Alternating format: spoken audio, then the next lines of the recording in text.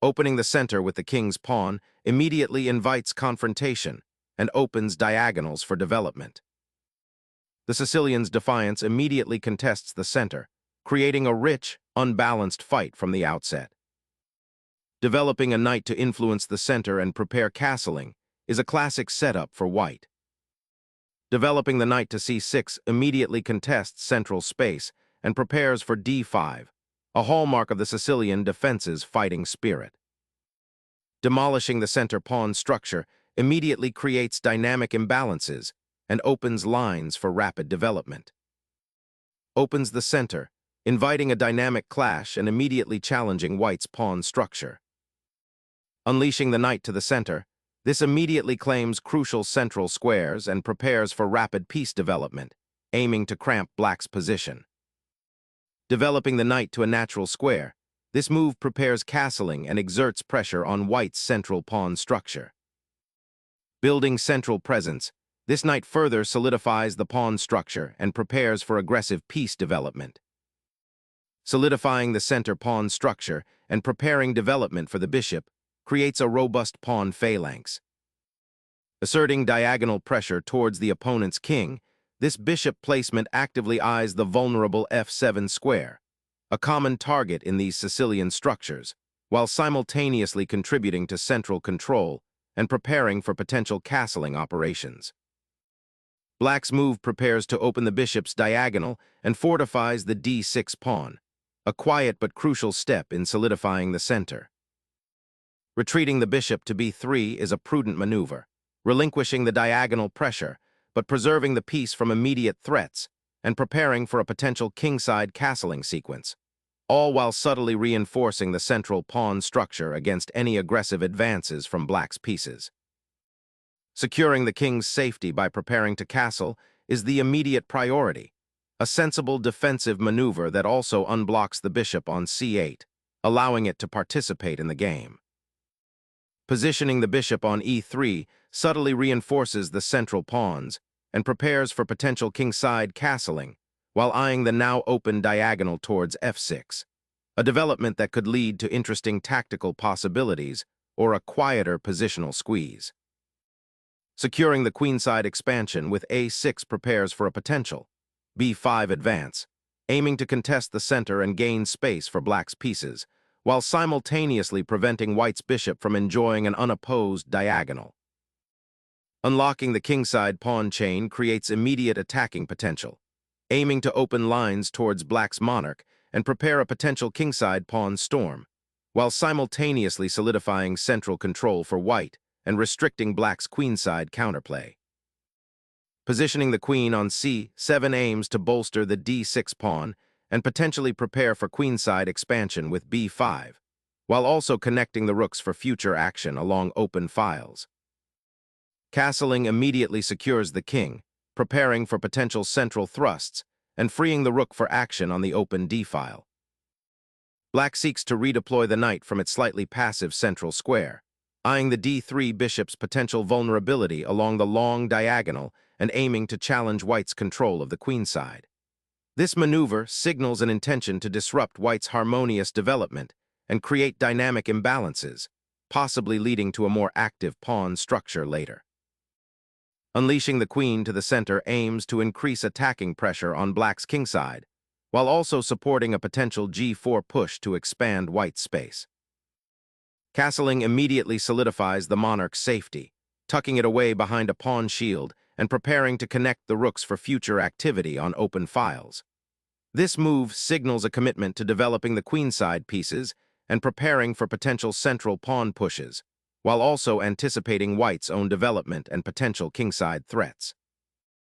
Unleashing a pawn storm, white aggressively challenges black's kingside space and aims to pry open lines towards the enemy monarch. Unlocking the center with a pawn thrust, 12.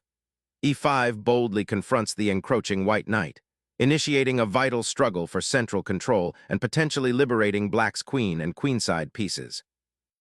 A curious repositioning, this knight's journey to e2 opens up new avenues for the kingside attack, simultaneously freeing up the d4 square for a pawn push and preparing to support a potential g4 advance, while also being mindful of the knight's slight outpost vulnerability on the queenside. A bold capture, shattering the pawn's structure and opening lines that might otherwise remain dormant, forcing a reevaluation of defensive preparedness on the queenside. Opening the A-file is a crucial decision, instantly transforming the dynamic by offering a new attacking channel while simultaneously relinquishing control over the D-file and creating a potentially isolated pawn on B3.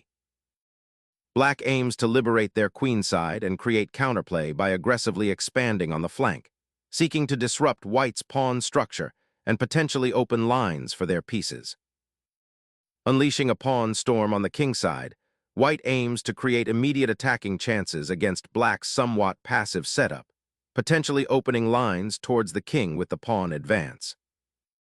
Black expands the queenside pawn chain, aiming to gain more space and potentially disrupt White's pawn structure while preparing for a possible queenside counterplay. White is initiating an aggressive kingside pawn storm, seeking to create immediate attacking opportunities. The advanced pawn on G5 aims to dislodge Black's knight and open lines towards the king.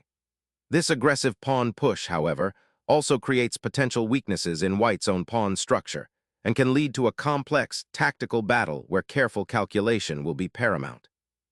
White sacrifices space in the center for dynamic possibilities on the flank, hoping to overwhelm Black's defenses before they can establish a solid setup. The position is becoming highly unbalanced, demanding precise play from both sides. Black decisively disrupts White's ambitious pawn thrusts, creating immediate complications along the kingside by sacrificing material for critical central penetration. Opening up the G-file aggressively, White rips open lines and confronts Black's doubled pawns head-on. This radical pawn sacrifice aims to shatter Black's queenside pawn structure and create immediate attacking prospects towards the enemy king, forcing Black to make difficult defensive decisions under pressure. Opening up lines near the king is a double-edged sword. Black's bishop now eyes the weakened dark squares, though it also sacrifices some central defense. This pawn recapture dramatically alters the kingside structure, opening the b-file for your rook and creating a permanent pawn majority on the queenside.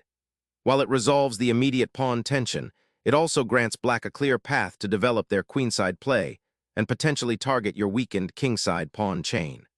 Consider how you will utilize the newfound open file to apply pressure and defend against Black's incoming queenside attack. Black's bishop ventures to the edge, establishing a diagonal of influence that subtly challenges White's pawn chain and hints at future pressure along the semi-open c-file, while simultaneously preparing to reinforce the kingside if needed. Unlocking the c-file is the immediate aim, creating a potential invasion point for the rook while simultaneously challenging Black's pawn chain that anchors their queenside. Black seizes the initiative, shattering White's central pawn structure and opening immediate lines towards the king. Unleashing the central pawn storm, White rips open the d-file, challenging Black's kingside control and inviting a tactical melee. A bold offensive thrust, this pawn push dramatically alters the positional landscape, carving out new diagonal avenues for the queen and bishop while simultaneously challenging White's central control, potentially opening lines for a swift kingside assault.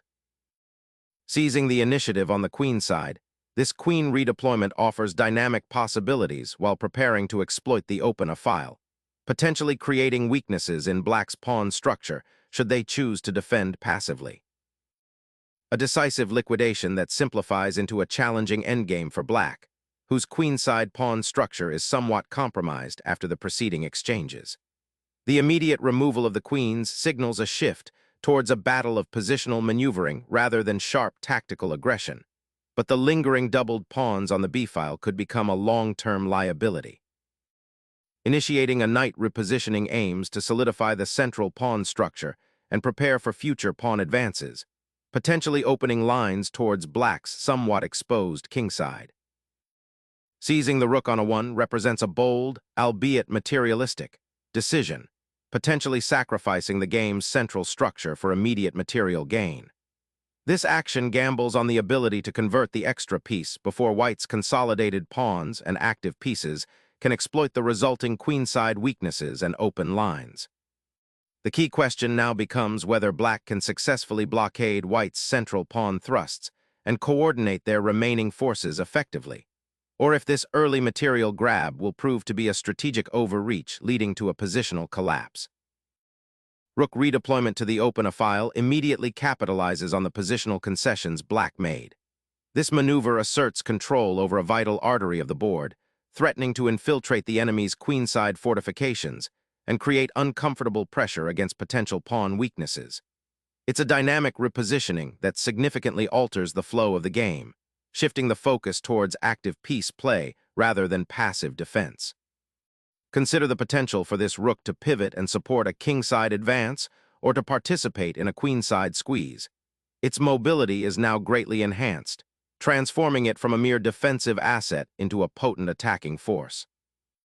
Black's king is now exposed on the queenside, a tactical vulnerability that white will undoubtedly seek to exploit, while the g-file is now a dangerous weapon in white's hands.